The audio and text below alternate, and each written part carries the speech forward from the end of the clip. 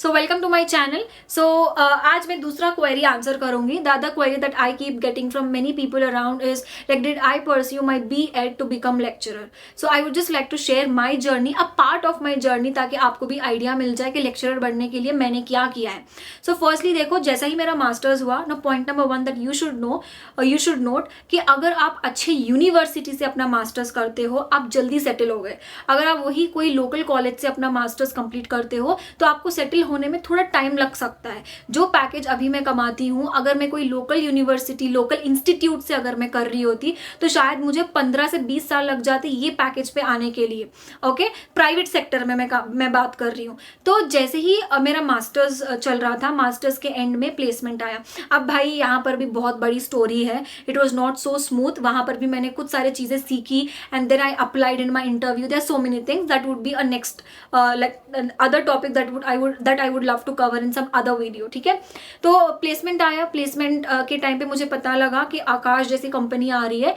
तब उस टाइम पे ना, टू बी ऑनेस्ट, आकाश एक कंपनी है, नीट एस्पायरेंट्स को पढ़ाती है, उतना मुझे आइडिया नहीं था.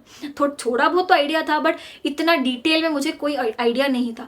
उस टाइम पे मेरी जो बहन है वो भी एक नीट एस्पायरेंट थी, वो नीट की तैयारी कर रही थी. तो उस टाइम पे जब भी मेरी बहन को डाउट्स वगैरह होते थे, छोटे मोटे डाउट्स में ले लिया करती थी. तो उसी दौरान इस टाइम पे क्या हुआ कि मैं बहन को पढ़ाती भी रहती थी. उस टाइम पे NCERT मेरा थोड़ा बहुत टच में भी था. और मुझे जब पता लगा कि आकाश के जब लोग इंटरव्यू के लिए आ रहे हैं तो हमें NCERT के बेस पे ही टेस्ट होगा, तो कहीं ना कहीं वो मेरा प्लस पॉइंट हो गया. So it's always told, you know, you have like a specific intention in your head and the whole like universe is pushing you towards your goal. It's just that you have to accept the opportunity. तो मुझे पता नहीं था कि मेरी बहन को पढ़ाना would also be a benefit, like you know, plus point to me, because तब तक दूर दूर तक मेरा कोई लेक्चरर बनने का, टीचर बनने का आइडिया ही नहीं था.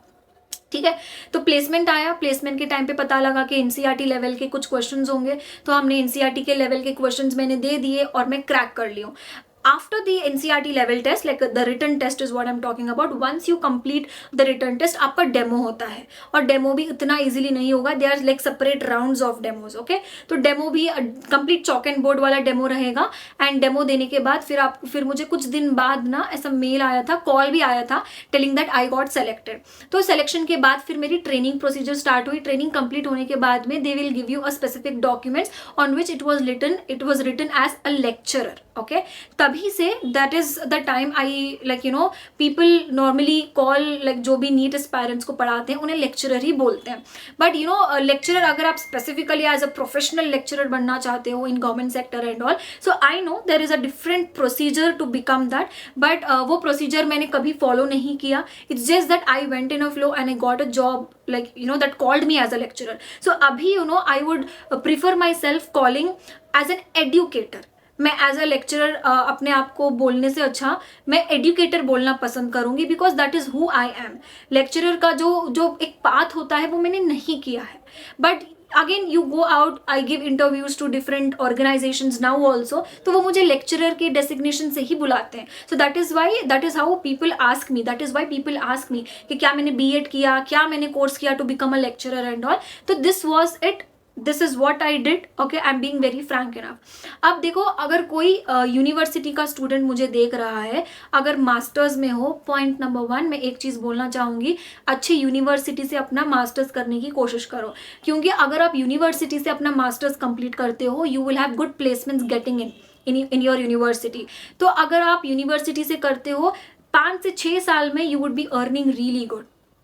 वही अगर आप कोई लोकल यूनिवर्सिटी से, लोकल इंस्टीट्यूट से अपना मास्टर्स करते हो, तो आपको लग जाएगा आराम से 10 से 15 साल लग जाएगा to get that salary what you can earn in like less than 5 years. That is what I want to tell. तो अगर कोई भी आप अच्छी यूनिवर्सिटी से कर रहे हो तो ये चीज़ नोट कर लेना कि आपके जो भी प्लेसमेंट्स आते हैं, and if in case you love teaching, interview दो.